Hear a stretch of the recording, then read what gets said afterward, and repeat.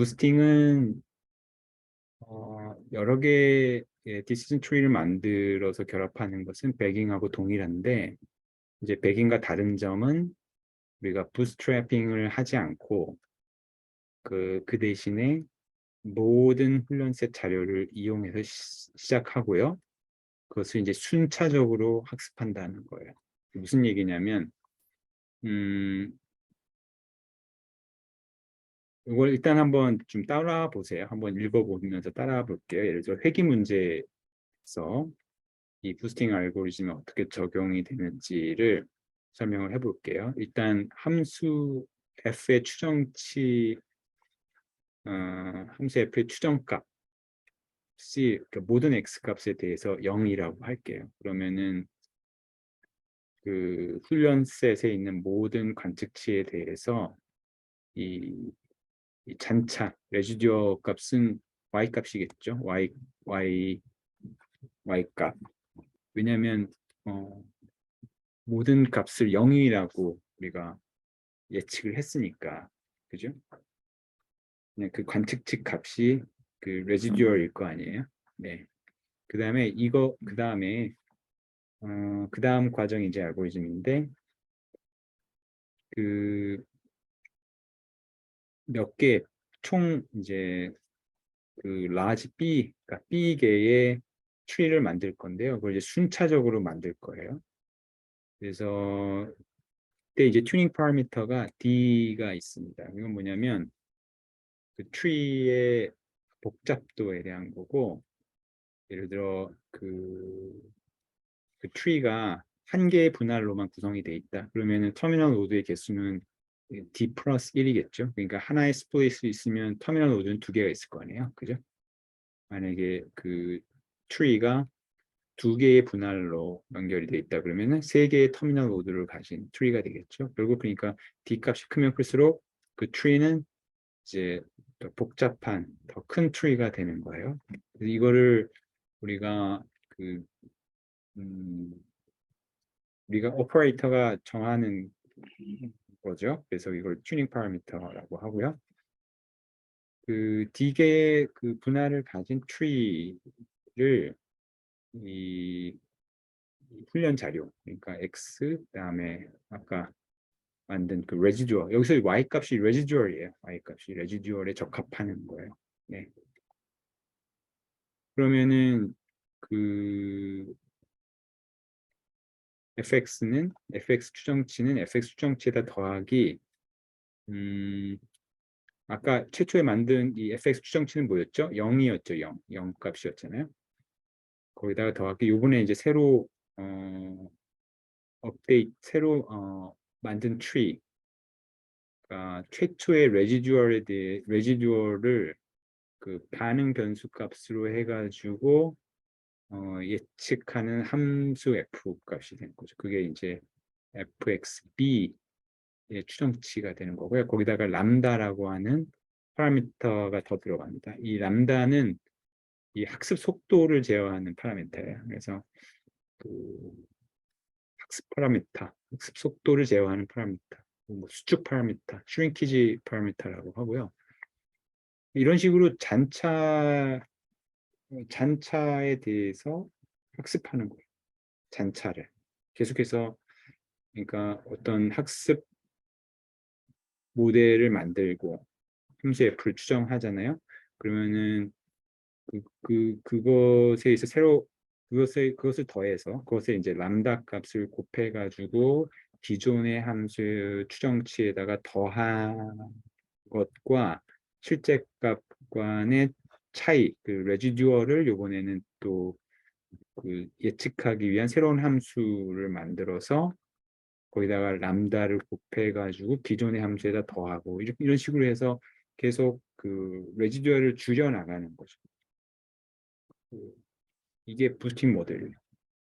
그래서 부스팅 모델의 튜닝 파라미터는 그러면은 how many trees will you construct? 그게 B라고 하는 거고요. 그 다음에 람다, 이 shrinkage 파라미터고, 이건 결국 shrinkage 파라미터가 크면은 굉장히 빠른 학습 속도를 어, 가는 거죠. 네. 근데 이게 적으면은 학습 속도가 느리겠죠. 네. 그런 이제 그 학습 속도를 제어하는 그런 파라미터가 되고요. 그다음에 D는 그다음에 number of split. 그래서 이게 트리의 복잡도를 제어하는 그런 파라미터가 됩니다. 그래서 이게 세 개의 그 튜닝 파라미터가 있습니다. 이걸 이제 그림으로 그린 거고요. 결국 핵심은 그 잔차를 줄여나간다. 연속적으로 해서.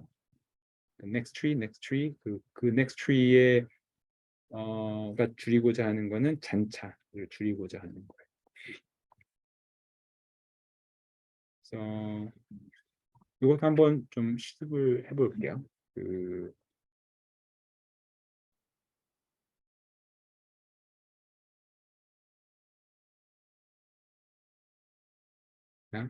똑같이 합니다. train 고요. MEDV를 예측을 하는 문제고 데이터는 우리가 train 보스턴을 쓸 거고요. TR control은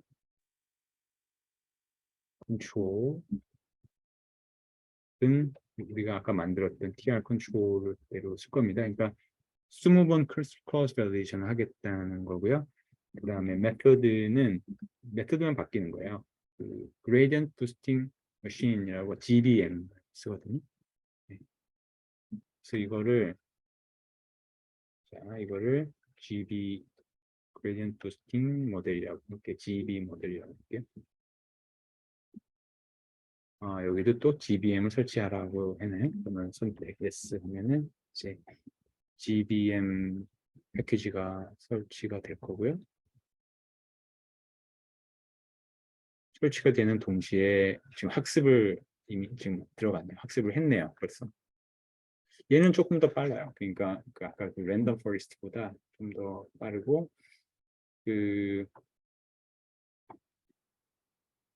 그래서 GB 모드를 한번 열어보면 어떻게 돼 있나 한번 볼게요.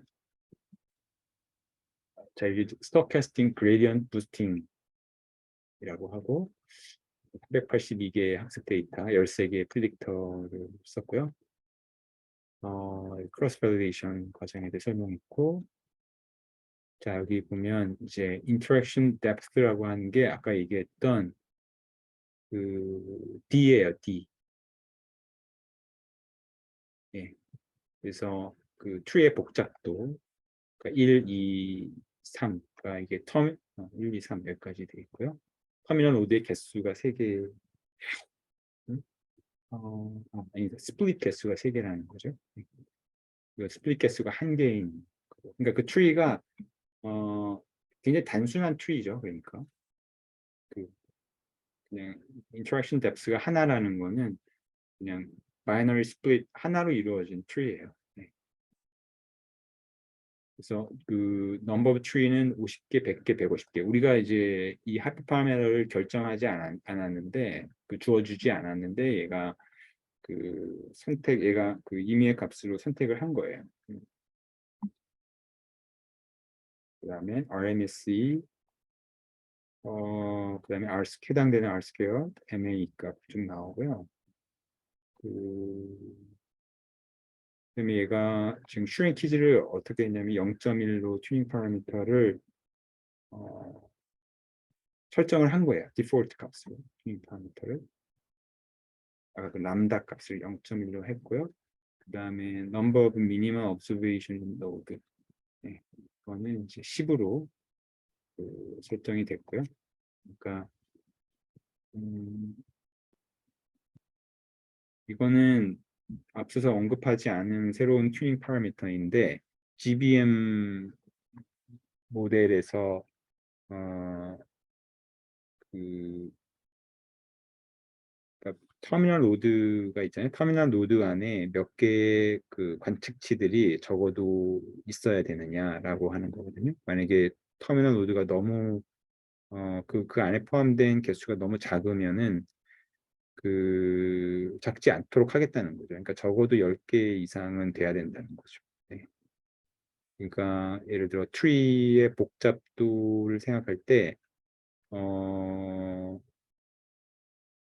예를 들어 데이터셋이 그렇게 크지 않다면 그 예를 들어 depth가 3개, 3인 그런 tree에서도 충분히 10개 이하의 그 멤버로 구성된 터미널 노드가 있을 수도 있거든요. 예, 그러니까 그렇게 하지 않겠다는 거예요. 이게 이제 number of minimal observation in node라고 하는 그 튜닝 파라미터인데 여기 이제 10으로 디폴트 값이 설정이 되어 있는 거예요. 그래서 파이널 밸류는 보면은 이제 number of tree는 150개, 그 interaction depth는 3, shrinkage는 0.1.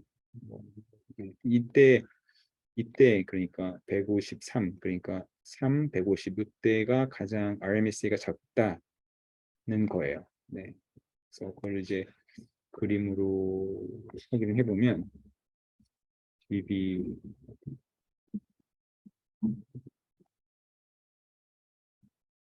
이렇게 그 Y축은 RMS이고요. X축은 이제 그 how many trees에 대한 거예요. 그러니까 몇 번 이제 부스팅 했느냐는 거죠.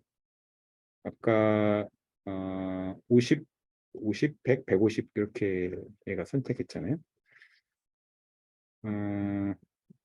그다음에 maximum tree depth 왜 maximum이라고 했는지 알겠죠? 그 number of minimal observation in node에 따라서 우리가 tree depth를 3으로 설정했더라도 터미널 노드에 있어서의 observation 개수가 10개가 안 되면 그 tree depth는 2에서 멈출 수도 있는 거예요. 그래서 이렇게 총 9개의 경우에 있어서 RMS 값이 있죠. 지금 보면은 그 tree depth가 줄어들면 그죠? 줄어들수록 RMS 값이 적어지는 경향이 있고요. 그다음에 부스팅 횟수가 늘어날수록 RMS 값이 적어지는 경향이 있어요. 그래서 예를 들어 우리가 이제 튜닝 파라미터를 어, 이럴 때는 좀 더 조절해주고 싶은 생각이 있죠. 그러니까 예를 들면 만약에 트리 뎁스를 더 늘린다, 맥시멈 트리 뎁스를 더 크게 한다든지, 그다음에 아니면 그 부스팅 이터레이션을 더 늘렸을 때 RMS 값을 더 줄일 수 있느냐에 관심이 있다 그러면 그러면 우리가 그 튜닝 파라미터를 그 값을 포함하도록 그렇게 조절할 수가 있어요. 그 예를 들어 이제 그 아까 하지 않았던 그 여기서 아까 다루지 않았던 그 튜닝 파라미터를 조절하는 게 나오는 거죠. 그러니까 예를 들어 튜닝 그리드라는 아규먼트가 있거든요. 그 트레인에 가보면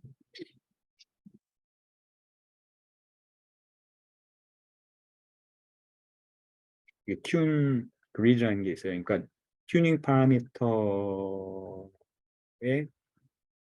조합을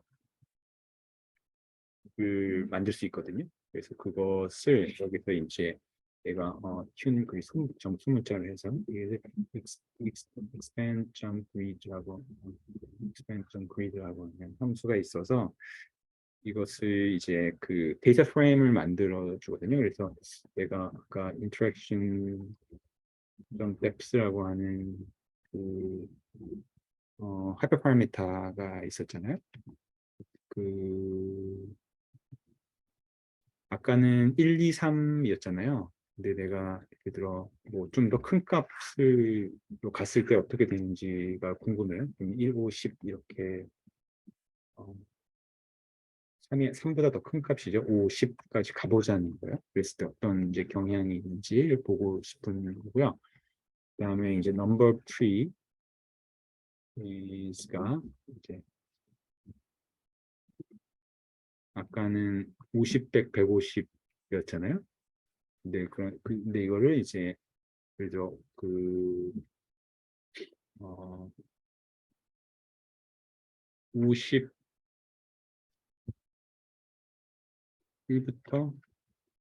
그치? 앞에 50을 곱해 줄게요. 그러면은 50부터 500까지, 그러니까 50씩 늘어나는 그 50, 100, 150, 200, 250, 300, 350 이렇게 쭉 500까지 한번 해보자는 거예요. 뭐 추이를 늘려보자는 거예요. 그렇게 했을 때 어떻게 되는지. 그다음에 아까 이제 SH shrinkage라고 하는 학습 속도를 제어하는 거 그냥 디폴트 값으로 두고요. 그다음에 number of minimum observation, number of minimum observation in node는 우리가 아까 10으로 해서 이것도 이제 제어를 했죠. 그래서 하고 이것을 튠 그리드에다가 사인을 하고요. 이걸 이제 학습을 시켜보죠. 제가 지금 학습을 하는 거고요. 열심히 지금 학습을 하고 있는데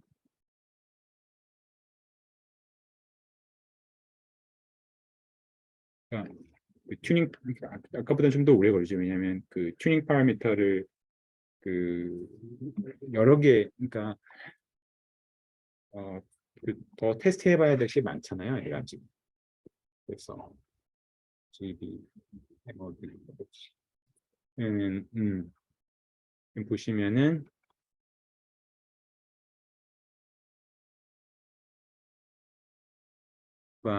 그 tree depth는 10개, maximum tree depth는 10개로 하고 그러나 이거는 이제 아까 얘기했듯이 maximum이에요. 항상 10개 그 스프릿을 이루어진 트리가 아니라 그 number of minimum observation에 따라서 더 줄어들 수 있는 값이고 뭐 이터레이션을 많이 한다고 해서 이게 계속해서 RMSE가 줄어드는 건 아니라는 걸 알 수 있겠죠. 그 어떤 트리 뎁스에서도 마찬가지죠. 그러니까 예를 들어 그 부스팅의 횟수가 한 200번이 넘어가면 그 트리 뎁 더 이상 그 부스팅을 반복하는 것이 검정 오차를 줄이는데 기여하지 않는다는 걸 알 수 있겠죠.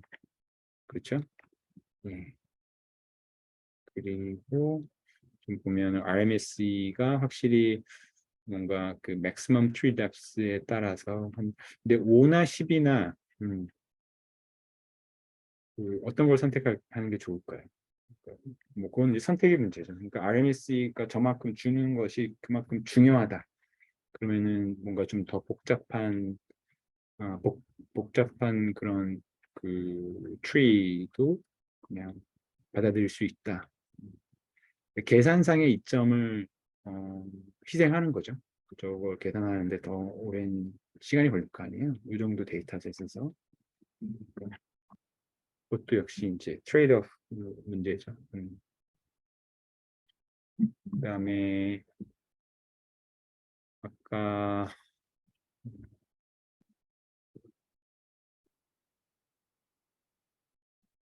여기서는 서머리 함수를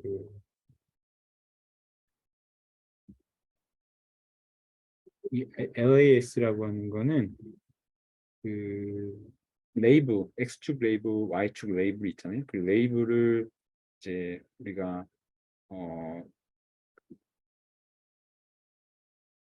보통은 그 축에 평행하게 돼 있잖아요. 그 수직하게 세우고 싶을 때가 있잖아요. 이게 너무 그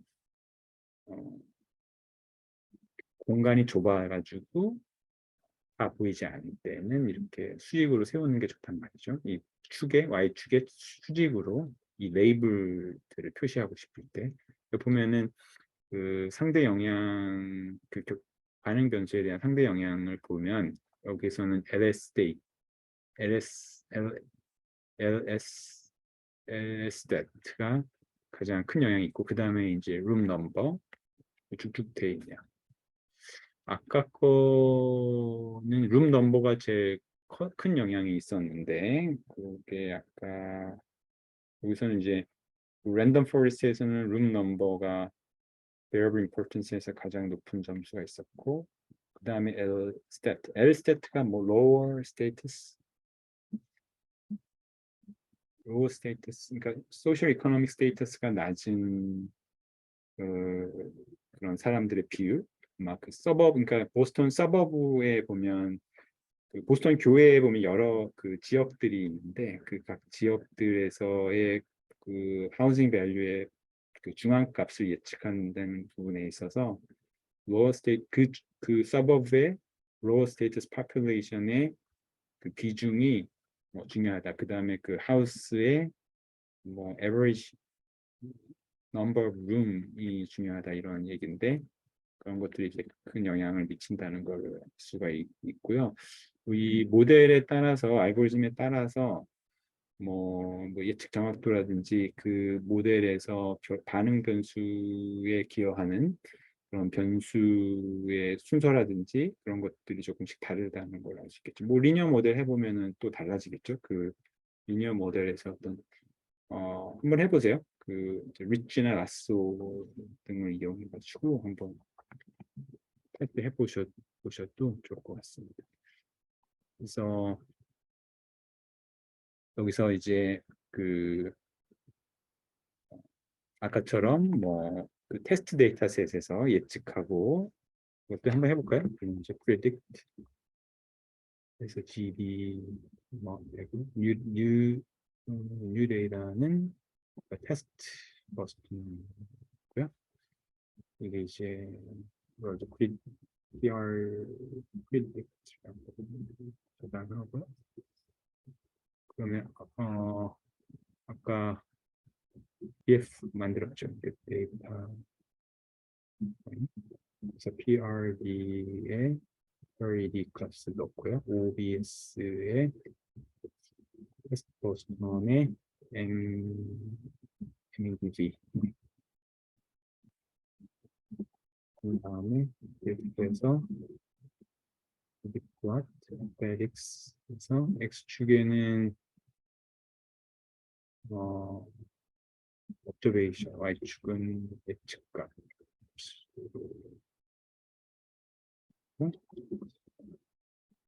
그다음에 스케일러 플롯 그리고요. 지온 AB 라인에서 슬로우는 올라가고 이렇게 찍는 영향을 그려보면 파랑 거의 비슷한 그래프가 그려지네요. 그다음에 뭐 스퀘어 민 네. 그 프레딕션 값에서 테스트는 MDB의 제곱 제곱 제곱의 제곱의 제곱의 평균이죠. 제곱의 평균의 스퀘어 루트 3.0 RMS는 3.0 테스트 데이터에서 3.0 $3,000쯤 예측값과 실제값이 다르다 그런 얘기고요. 그러면은 예를 들어 내가 GB 그러니까 그레이디언트 부스팅 모델하고 그다음에 랜덤 포레스트 모델하고 만들었는데 그것들을 좀 비교해 보고 싶잖아요. 그거를 해주는 이제 편한 그 수가 있어요. 리샘플즈에서 리샘플 리스트 랜덤 포레스트 RFMOD였죠. GBM GBMOD였죠. 네, 이것을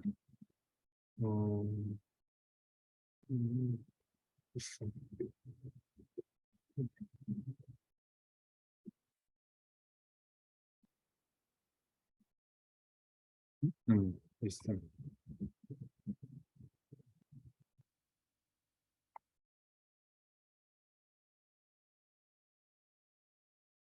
얘는 지금 이제 디폴트 값이 20번 리샘플링을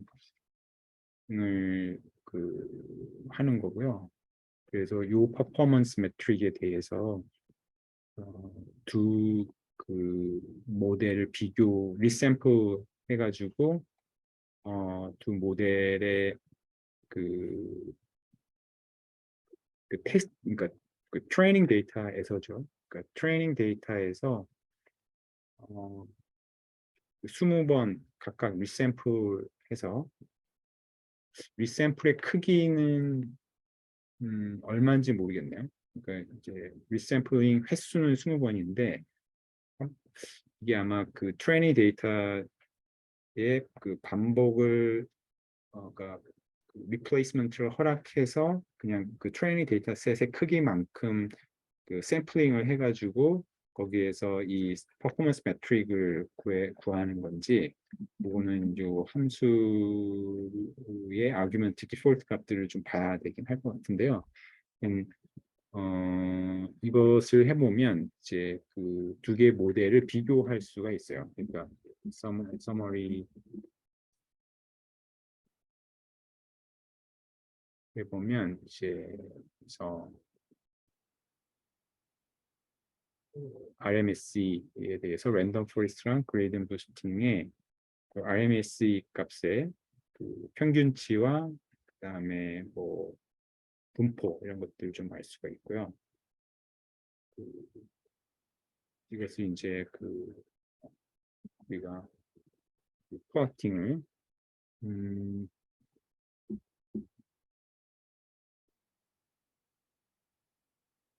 EW 플러시는 게 있거든요. RMS 그러면은 이제 이 박스 플롯을 그 이렇게 서로 비교할 수 있게 그려져요. 그래서 랜덤 포레스트, 그다음에 그레디언트 부스팅, 그래서 각 그 퍼포먼스 매트릭을 서로 이제 그 바로 옆에서 이렇게 비교할 수 있도록 해줍니다. 거의 비슷한데 RMS는 보면은 그레디언트 부스팅이 그 좀 범위가 좀 낮다, 그 정도. 나머지는 거의 비슷하네요. 이 범위라고 하는 건 그러니까